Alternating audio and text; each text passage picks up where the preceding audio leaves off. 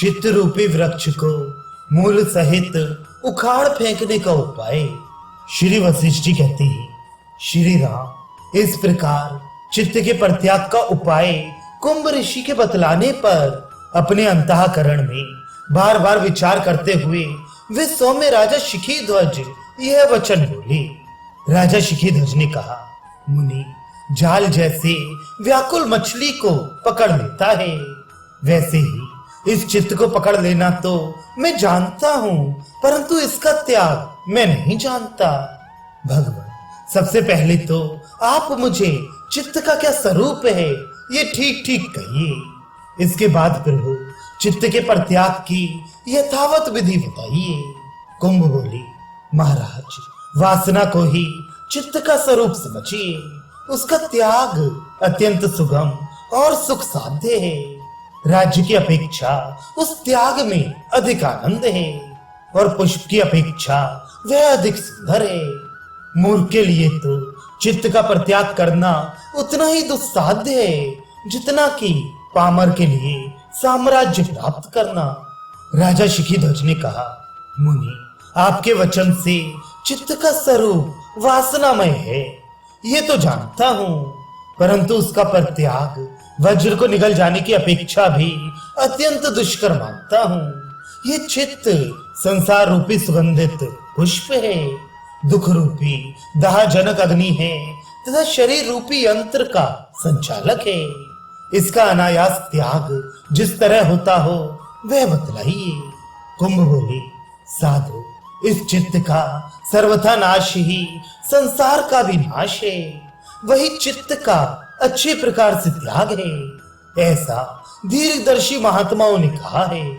राजा शिखीध्वज ने कहा, मुनि परब्रह्म परमात्मा की प्राप्ति रूप सिद्धि के लिए मैं चित्त त्याग की अपेक्षा तो चित्त का विनाश ही विशेष अच्छा समझता हूं, परंतु सैकड़ों व्याधियों के मूल इस चित्त का अभाव कैसे होता है।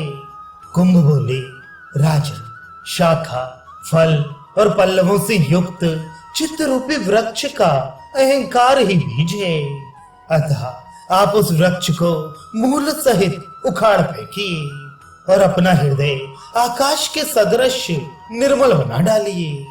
राजा शिखीध्वज ने कहा, मुनि चित्त का मूल क्या है, अंकुर क्या है और इसका कौन सा खेत है, इसकी शाखाएं और स्कंद कौन है तथा मूल सहित कैसे उखाड़ कर फेंक दिया जाता है। कुंभ बोले, महामते ये अहंकार ही इस चित्त रूपी वृक्ष का मूल है, इसे आप जान लीजिए। परमात्मा की माया ही इस माया में संसार का खेत है, इसलिए इस चित्त का भी एक दो लाइन पहले से, परमात्मा की माया ही इस माया में संसार का खेत है, इसलिए इस चित्त का भी वह परमात्मा की माया ही खेत है। इस प्रथम उत्पन्न मूल से अनात्म देह में आत्मविषयक निश्चय बुद्धि ही इसका अंकुर है। जो निराकार निश्चयात्मक समझ है वही बुद्धि कही जाती है। इस बुद्धि नामक अंकुर की जो संकल्प स्वरूप स्थूलता उत्पन्न होती है उसका चित्त और मन नाम पड़ा हुआ है।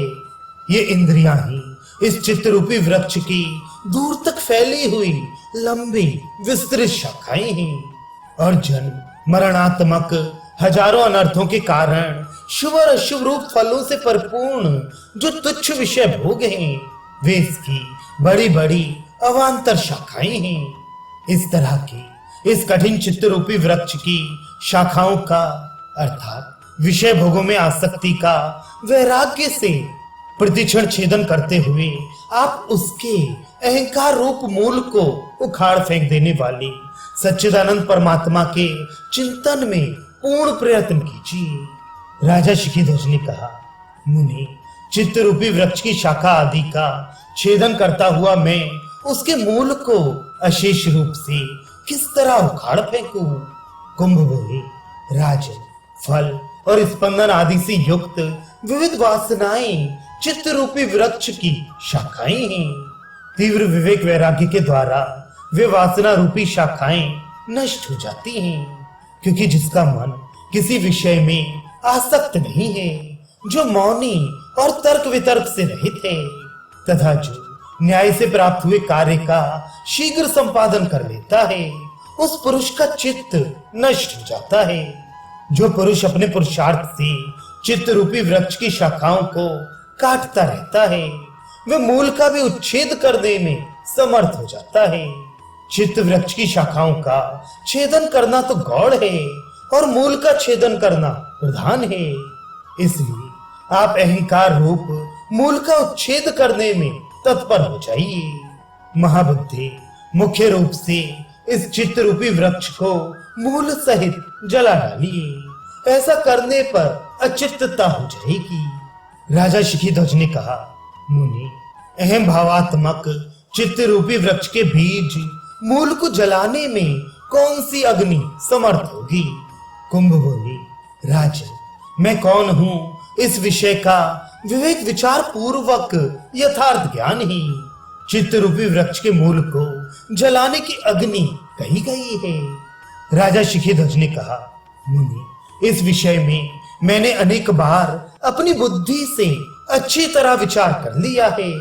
मैं अहंकार नहीं हूं और न पृथ्वी और उसके अंतर्गत वन मंडल आदि से मंडित जगत ही हूं। जड़ होने के कारण पर्वत का तट, विपिन, पत्र, स्पंदन आदि और देह आदि मैं नहीं हूं तथा मांस, हड्डी और रक्त आदि भी मैं नहीं हूं। मैं ना तो कर्मेंद्रिय हूं और ना ज्ञानेंद्रिय हूं। जड़ होने के कारण मन बुद्धि भी मैं नहीं हूं। जैसे नेत्र दोष से आकाश में प्रतीत होने वाला वृक्ष आकाश से भिन्न नहीं है, वैसे ही परमात्मा के संकल्प से उत्पन्न होने वाले संपूर्ण पदार्थ परमात्मा से भिन्न नहीं है, परमात्मा के ही स्वरूप हैं।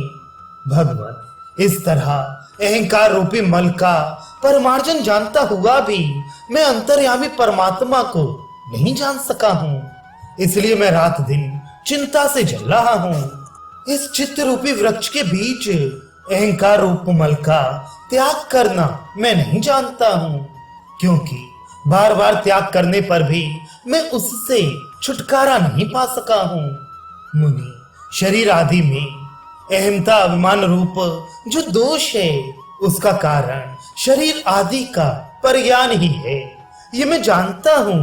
मुनीश्वर, वह जिस उपाय से शांत हो जाए वह उपाय मुझसे कहिए। ये अहम भाव जीवात्मा को विषयों की ओर आकृष्ट करता है, जिससे दुख ही प्राप्त होता है। इसलिए उस दुख की शांति के लिए विषय भोग रूपी दृश्य वर्ग का जिस उपाय से अभाव होता हो वह मुझसे कहिए। मुनि, जिस पदार्थ का प्रत्यक्षात्मक कोई एक स्वरूप उपलब्ध हो रहा है वह असत स्वरूप कैसे है? हाथ पैर आदि से संयुक्त तथा क्रिया फल रूप विलास आदि से समन्वित हम लोगों से सदा अनुभूत होने वाला ये शरीर मिथ्या कैसे है? कुंभ ने कहा, भूमिपाल, इस संसार में वास्तव में जिस कार्य का कारण विद्यमान नहीं है वह कार्य भी अपना अस्तित्व नहीं रखता, फिर उसका ज्ञान तो विभ्रम ही है। बिना कारण के ये शरीर रूपी कार्य नहीं रह सकता। जिस द्रव्य का बीज नहीं है उसकी उत्पत्ति कहाँ कभी होती है, अर्थात कभी नहीं। बिना कारण के जो कार्य सामने सत की भांति प्रतीत होता है उसे मृग तृष्णा जल के सदृश देखने वाले मनुष्य के भ्रम से उत्पन्न मिथ्या समझिए। मिथ्या भ्रम से विद्यमान शरीर आदि को आप अविद्यमान ही जानिए, क्योंकि अत्याधिक यत्नशील मनुष्य को भी ये मृग तृष्णा जल प्राप्त नहीं होता। राजन, शरीर आदि अस्थि पंजर रूपी ये कार्य बिना कारण के ही अनुभूत हो रहा है, इसलिए वास्तव में किसी से उत्पन्न ना होने के कारण इसे अविद्यमान ही जानिए। राजा शिखीध्वज बोले, मुनीश्वर, हाथ पैर आदि से युक्त प्रतिदिन दिखाई देने वाले इस शरीर का भला पिता कारण कैसे नहीं है? कुंभ ने कहा, राजन, कारण रूप पिता का भी अभाव होने से वास्तव में पिता भी कारण नहीं है। जो पदार्थ असत से उत्पन्न होता है वह असत ही है। कार्यभूत पदार्थों का कारण बीज कहा जाता है। इसलिए जिस कार्य का कारण नहीं है वह कार्य भी कारण रूप बीज का अभाव रहने से नहीं है। मनुष्य को जो उसका ज्ञान होता है वह तो बिल्कुल विभ्रम है। अवश्य ही जो वस्तु बीज रूप कारण से रहित है वह है ही नहीं। अतः उसका जो मनुष्य को ज्ञान होता है वह नेत्र दोष से दिखने वाले दो चंद्रमा, मरुभूमि में जल और वंध्या पुत्र के समान बुद्धि का भ्रम ही है, मिथ्या है।